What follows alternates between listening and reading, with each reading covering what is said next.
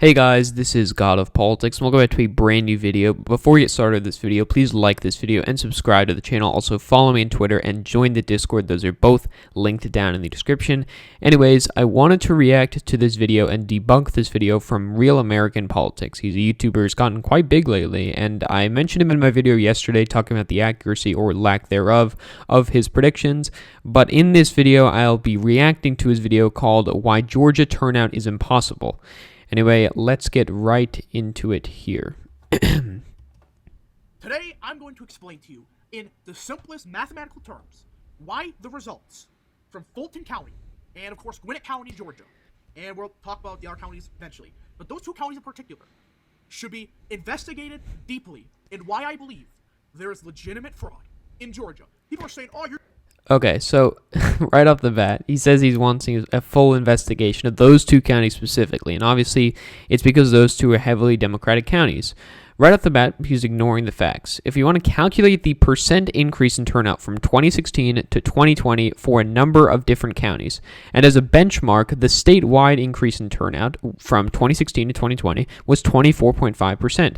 That's just the percent increase for the two major party candidates, so ignoring third parties. The percent increase in turnout in Gwinnett County from 2016 to 2020 was 30%. In Fulton County, the other county he mentioned, the turnout increase was 25%.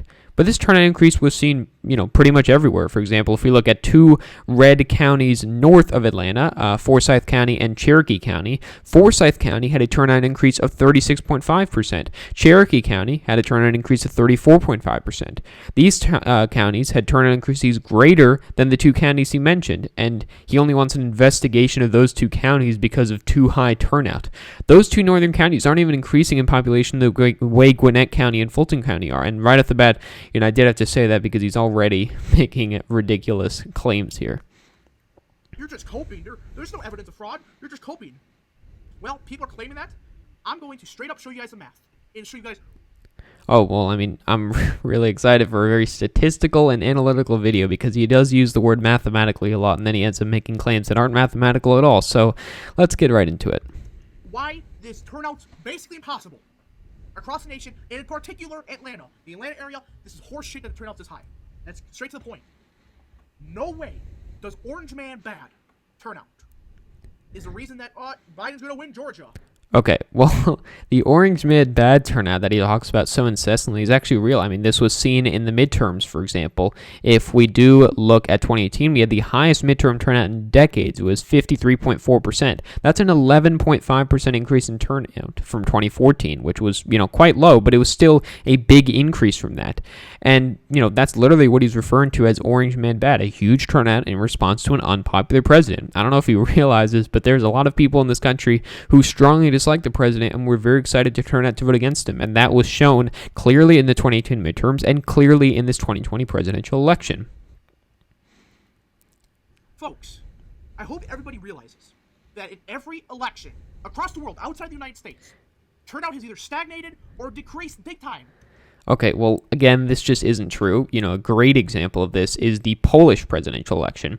Turnout in the first round of the election increased 15.55% in the first round and increased 12.84% in the second round. You had a similar situation here, a high-stakes election between a right-wing populist and a more center-left guy, and you had turnout increases. So to suggest not only that it decreased or stagnated everywhere, that's just completely ridiculous. And you can see here, he's going to quote some... Want me to show you an example? Let's go up to Canada. Sasquatchin general election. I know I pronounced it incorrectly. But listen, this election, right, I'm going to show you guys. So this is 2016. The turnout was 57.8%, right? And before I show you guys the next election, I know where you guys are going to go the past year say, but turnout was already decreasing, right? That is true. But people are saying that the reason that turnout was so high in the United States was because, hey, people were more at home. They had a longer time to vote, right? Okay. Well, and let's apply that to the same thing here, right? 57.8% turnout. 2020, 52.86% turnout. Nearly a 5 percentage point decrease in turnout. 5. Where is this magical turnout? If anything, yes, you could say, the turnouts were decreasing. But under this scenario where a turnout has magically exploded across the nation, right? Why hasn't turnout here either stagnated or increased? You saw this in the United States. Wisconsin, for example, was stagnating or decreasing. But magically, turnout spiked. Where are you guys saying that this turnout's coming from? And this was a week before the election. So you can't say, oh, this was before the coronavirus. This was a week before the election. And you can't just say, oh. So I did want to let that play for a little bit because he was just spending a lot of time on that point, and I'm putting the speed at 1.5 speed, and he still spent a minute and a half on that. But how does showing the turnout of an election from a Canadian province prove that the turnout increase in America is due to fraud? I mean, on top of the reasons I just mentioned for why turnout has increased, it's been made much easier to vote for many people. We look at this New York Times article right here about vote by mail, and 29 states plus the District of Columbia made changes to vote by mail by making it much easier to vote. This is a big reason why turnout went up. And you look at the states that changed the vote by mail process. New York is actually a state that changed as well since they made this article in August. But most people were in a state that had expanded vote by mail to make it much easier to vote. And on top of that Orange Man bad turnout, which he says is completely ridiculous, which is real. But on top of that, you had this making it much easier to vote by mail. And that was another big reason why you had that turnout increase that you did. Oh, well, because Orange Man bad turnout, all right? And that's the reason that Trump lost Georgia. Okay, let's just go back to 2020, all right? So this is Georgia. Look at the swing map. For a second. Horse shit. That place like Gwinnett swings 12 points Democrat. Cobb swings 12 points. Henry swings 16. That's ridiculous. DeKalb swings 5, right? 4.5. Fulton swings 5.5. Rockdale swings 15. And again, you could say, oh, these are trending counties. You look back at 2016. Oh, they swung big time towards the Democrats, right? Yes. That is true. Well, you can see here that he's come to the realization that it makes sense that these counties trended way left. The same thing happened in 2016. They trended 10, 15 points left in some cases, and the same thing happens this time. But now he's saying it's fraudulent this election, but he's not saying anything about it last election. It's just ridiculous. Right? But here's the thing. Let us just go down to Florida for a second, right? Let us just go down to Florida. So you see these swings in the traditional Republican counties in places like Henry, Gwinnett, Cobb to a lesser extent, Paulding, Douglas, for example. These used to be the Republican strongholds, right? You see Cobb, Gwinnett. Those were never the Republican strongholds. I mean, those were counties that were quite close for quite a long time. Even Mitt Romney, if you want to go back to the 2012 election, Mitt Romney was a good candidate for the suburbs, but even he did not do well in those counties. So they were never really the Republican strongholds. The Republican strongholds in the state of Georgia are the areas in northern Georgia, but that's beside the point. Used to be places Republicans are pretty good in, right? Well, let's go down to Florida for a second. Look at Jacksonville. Look at the Jacksonville area, the suburbs. Traditional Republican stronghold of Florida. Clay County swung 7 points Democrat. St. John swung 6.5. Nassau swung 4 points. Jacksonville itself. By the way, he has terrible pronunciation. It's not Nassau, it's Nassau. I mean, he made the same thing with the Canadian province as well, but I'm just gonna ignore that. Where Duval County swung 5 points. In 2016, it swung a little bit Democrat, but 3 percentage points, around 5, I believe, and you get the point. I mean, well, yeah, I do get the point, and he literally made my point. First of all, it's completely ridiculous to compare Florida and Georgia to compare the amount that these counties shifted. Second of all, he literally proved my point. Florida suburbs had a leftward swing on par with what it was in 2016. He pointed out how those counties trended 6-7 points Democrat. In 2016, he had a similar number to that. It was the same story in Georgia. Comparing Florida and Georgia to say, well, it swung 15 points in Georgia and 7 points in Florida means that there's fraud because it was 8 points more in Georgia is ridiculous. It's ridiculous because the same kinds of swings happened in 2016. It was more in Georgia than it was in Florida, and it was more in Georgia than really was almost anywhere in the country. He pointed that out, and it just weakens his argument by saying it. And they only swung 5, 7, 6.5. This is a traditional Republican stronghold in the state of Florida, right? And again, you could say all the demographics are different. Sure, right? Sure, you could say that. But you're talking about... And again, I do want to point out that's not the Republican stronghold of Florida. It was close in 2016. It was very close in 2012. You have to go back quite a long time before you see it being a Republican stronghold in Florida, probably back to even 2004 when George Bush won it by hundreds of thousands of votes. But again, that's beside the point. Counties trending, right? Just like the Jacksonville area is becoming more Democrat. 5, 4, around 7, around 6.5. But we even could go to Texas if we really wanted to. Denton, 12. Collin, 12. Rockwell, 11. Kaufman, 13. Ellis, 11. They're already... I mean, now he's talking about Texas, and, somehow that apparently has any relation to Georgia at all, but whatever. Swinging heavily towards Democrats, right? Even look at 2016, and yeah, they already swung heavy Democrats. Right? But let me just explain this. Tarrant County, the one county that really was a little bit of a concern if you're a Trump person, swung only 9 points. And this is the county that people said was going to swing the most towards the Democrats. Who said that Tarrant County was going to swing the most towards the Democrats? I didn't hear any specific person saying Tarrant County was going to swing the most. People were saying that all of these counties were going to swing. Nobody had really any idea of how much was going to swing the most. You could have some educated idea, and I didn't suspect that everybody would say Tarrant County, but all of those counties trended, very similar amounts to each other, and Tarrant County was just part of the problem for the GOP in suburban Texas. 9 points, right? And again, none of these counties in Texas. The most is Kaufman County, but its population. There's only 55,000 votes. You go over here to Henry County, there's 130 or 110,000. Yes, these are more ridiculous swings, but you notice these are smaller populations. Smaller populations? Is he serious about this? I mean, Trump and Biden together got 483,263 votes in Collin County, 411,175 votes in Denton County, and 821,308 votes in Tarrant County. Are those small counties? I mean, the only county that eclipses that in Georgia is Fulton County. And so, again, I don't really know what he's talking about there. Right? And again, you can also go down back to Jacksonville. Where are these magical swings? Again, Duval County swung 5. Gwinnett, which, by the way, Duval has a higher population. Duval swung 5 points. Gwinnett surprisingly swung 12. Cobb County, 12. Forsyth, 14. Why? Nobody... Just naming the swings, again, is not going to prove your point, but whatever. They can say, oh, well, the population increase in Fulton County is a reason for this high turnout. Really? Here's a population of Fulton County. 2016, 1.023 million. Now it's 1.064 million. Around a 40,000 person increase. In 2012, the population was 973,000. In 2016, it was around 1.23 million votes. People, I should say. That's a higher increase in population. But at the same time, you look at 2016, you go back to Atlanta, where Fulton is. Look at this. It increased, the turnout increased by roughly 20,000 votes. But you notice, Okay, I mean, again, you can go back and forth on these things. You can spend hours looking at each individual county in Georgia and its population increase versus its turnout increase. But if he's going to use that as evidence of fraud, then, why did Dade County, Georgia, for example, have a turnout increase of 22%, despite the fact that the population went down versus 2016? Is that evidence that there's fraud in a county that, if we look at this, was won by Donald Trump, by a huge, ridiculous amount, by 64 percentage points? I mean, again, it's just getting ridiculous at this point. Trump did significantly worse than Romney did, vote totals wise, right?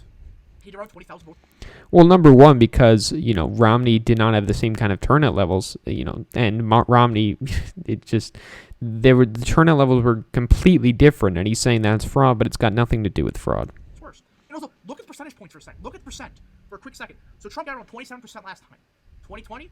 Fulton County, he got 26.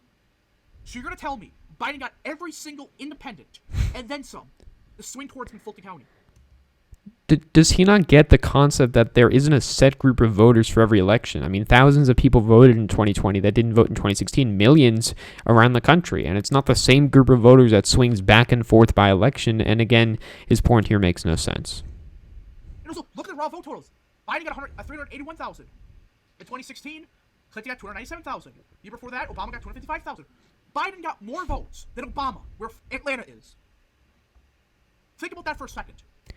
Well, Biden got more votes than Obama because he did much better than Obama in the suburbs. This is something that has been happening for years. The suburbs have been trending rapidly blue, while the areas in the the rural areas are trending rapidly red. So it makes complete sense that Biden would do better in the suburbs, particularly with the white, college-educated suburban voters. And that was clear from the start that this was going to happen. And remember, this election, I forgot who posted it, black turnout was the lowest since 2006. Where is this turnout? How is the black turnout down to the lowest it's been in a while, but magically Biden swung magical numbers in this part of the state? Well, I can tell you exactly how that happened. If we look at the two photos here, this is a photo of the swing map from 2016 and 2020. It comes from the New York Times map. This is not the way the counties went or the way these precincts went, but it's the way they shifted. You can see inner city Atlanta here trended slightly towards the Republicans, and the outer ring suburbs, or even the inner ring suburbs, trended very vastly towards the Democrats. We compare this to a map here from pretty much the same area that shows the minority population, which is shaded in the darker color here. You can see that there's a clear correlation between the areas that trended slightly Republican in these, southern Fulton County, southern DeKalb County, those kinds of areas, and the areas that have more minority populations versus the areas that are whiter out here that trended more to the Democrats. This is a clear shift, and they didn't trend very much Republican because Trump didn't do much better with black voters, and turnout was only a little bit lower, but it is still notable, and that's the reason why Joe Biden was able to still do a lot better in Georgia, despite the fact that he didn't do as well with black voters, and the turnout was not at the levels that it needed to be at for him to, completely swamp him in these areas. And again, you could say, oh, well, Trump's losing the college vote. All right. You can make a fair assessment. Even if we go back up to Wisconsin, again, these are completely two different states. We get the point. These are the traditional Republican stronghold. Waukesha, Ozaukee. They didn't swing anywhere near the margins down here in frickin' Atlanta area. I mean, do I have to make this point again? Like, just how Florida's 2020 shifts were on par with its 2016 shifts, as were Georgia's, as were Texas's. It's the same in Wisconsin, so you can't compare those two states and say it's proof of fraud. It just does not make any sense. All right, they swung at most 6-7 points. And at the same time, these counties swung ridiculous margins. And again, you could say, oh, these are slightly more college educated. It doesn't matter. You can't have some traditional Republican areas swing heavy Democrat, but at the same time, some traditional Republican strongholds swing slightly Democrat. These don't add up. And again, you could say the same thing about rural areas trending Republican. So what is he even trying to say? If we would have saw Gwinnett County actually swing 12 points Democrat, Forsyth swung 14, Henry 16, Fulton 5.5, Cobb 12, Trump would have lost in a landslide in Georgia. You look back again for 2012. He didn't lose in a landslide because you had turnout increases on par with those suburban increases, and those areas trended Republican. So you had turnout increases in the rural areas, and you had vote shifts toward him in the rural areas. Sure, it was outnumbered by the fact that the suburban areas shifted left, but that's the reason why he lost the state, and those were things that people predicted. I predicted it would be razor thin. I said this state could flip. People were saying this state could flip. He said it was going to be, surely Trump's going to win it quite easily, and then he gets surprised when Trump loses it, and then he blames it on fraud with no evidence. He said he was going to use statistical analysis or mathematical or whatever, but he didn't use any of that so far, and I don't expect him to use it in the 2 minutes we have left in this video. The margin did not swing anywhere close. Yeah, it was heavy, right? Like here, this was around a 15-point swing in Gwinnett County. But you're going to tell me 2 years in a row it swings 15, then 12 points. No. In counties that have high population centers, you can't have them swing this much, twice. Like, if it was like some county, like, let's say, Ohio or something like that, that had, like, let's say, like, 30,000 people and swung, like, 10 points Republican. That's fine, because these are lower population counties, and they're more susceptible to higher swings. What does it say anywhere about lower population areas being more susceptible to greater swings? That just doesn't make any sense. It seems like he's just excusing the Republican trends as fine because they're Republican areas, but saying that the Democratic trends are unrealistic when the Democratic areas actually trended a little bit less in a lot of these rural areas. So, again, he's just making a point that is just dooming himself because it just is so easy to debunk. But high population centers, you don't get these swings. Even, again, 2016. Yes. Well, you clearly do get these swings because he's looking at it right now based on the election results. We saw the same thing in 2016, and we saw the same thing in 2020. This was seen across the country. It was seen in 2016 and 2020. These were extremely high swings, but it was one election cycle. You can't have it both. You can't have it twice in a row where it swings 16 points Democrat. You can't have it twice. That's what I'm getting at. I mean, who says you can't happen twice? It happened in 2018, and it happened in the rural areas twice between 2016 and 2020. Why can't it happen here too with these suburban areas? You can't have these are 2 cycles of counties swinging ridiculous margins. That's not how things work, right? So I hope you guys enjoyed this video. If you guys did, hit the like button down below. Subscribe. Okay, I mean, as I predicted, this was surely a very statistical and analytical video. but seriously, I mean, I did want to debunk this video because he's been, this guy has been making these ridiculous videos for a while now, and I, thought it was appropriate to respond. But anyways, guys, thank you for watching this video. Please like this video and subscribe to the channel. Also, follow me on Twitter and join the Discord. Those are both linked down in the description. If you do like this video and you want to see more of it, please comment down below and like this video and, of course, subscribe to the channel. But anyways, guys, thank you all for watching this video, and I will see you guys later.